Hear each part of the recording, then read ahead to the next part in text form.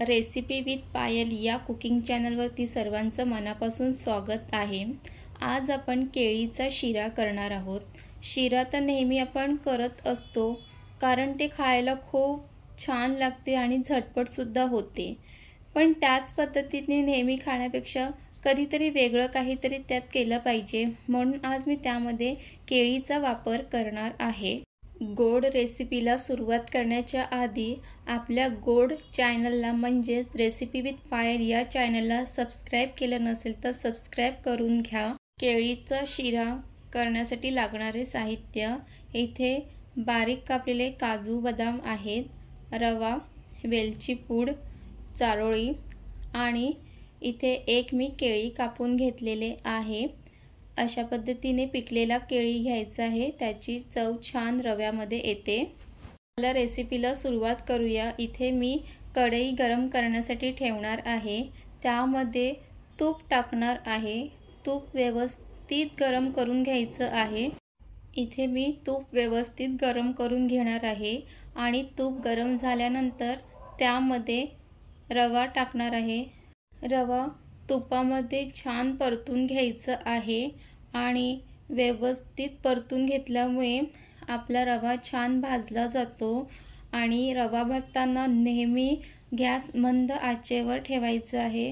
रवा परतून घेताना मी त्याच सोबत काजू बदाम सुद्धा टाकून घेणार आहे, ते सुद्धा त्यामध्ये छान परतून घेणार आहे आणि त्यासोबतच ते छान भाजले सुद्धा जाणार आहे। अशा पद्धतीने रवा छान भाजून घ्यायचा आहे।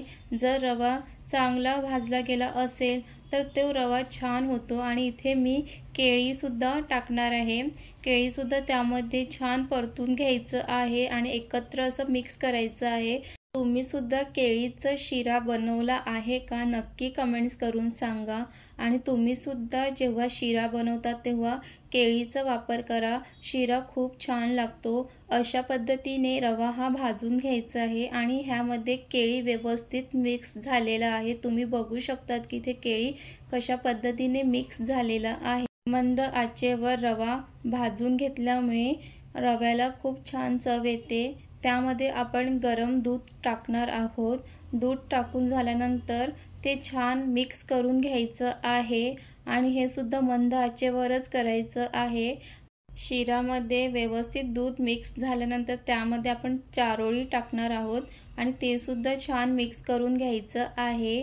आणि दूध शक्यतो गरमच वापरायचं आहे जेव्हा शिरा करतो तेव्हा, थंड दुधाचा वापर नाही करायचा मिळत। इथे आता आपण साखर टाकणार आहोत। जेवढं तुम्हाला गोड हवंय त्याप्रमाणे तुम्ही त्यामध्ये साखर टाकायचं आहे आणि साखर सुद्धा त्यामध्ये छान मिक्स करून घ्यायचं आहे। शिरा करताना केळीचा वापर केल्यामुळे शिरामध्ये केळीचा खूप छान चव येते आणि खरंच तुम्ही सुद्धा अशा पद्धतीने शिरामध्ये केळी वापरून नक्की शिरा बनवा। इथे मी जायफळ खिसून टाकणार आहे। जायफळ टाकल्यामुळे शिऱ्याला अजून छान चव येते आणि अशा पद्धतीने सर्व मिक्स करून घ्यायचं आहे आणि इथे आपला शिरा तयार झालेला आहे। शिरा बनवताना तुम्ही सुद्धा केळीचा नक्की वापर करा, त्यामुळे आपल्या ह्या केळीच्या शिऱ्याला खूप छान चव आलेली आहे। आणि तुम्हाला रेसिपी कशी वाटली ती नक्की कमेंट्स करून सांगा आणि चॅनलला नक्की सबस्क्राइब करा आणि लाईक शेअर सबस्क्राइब करायला विसरू नका।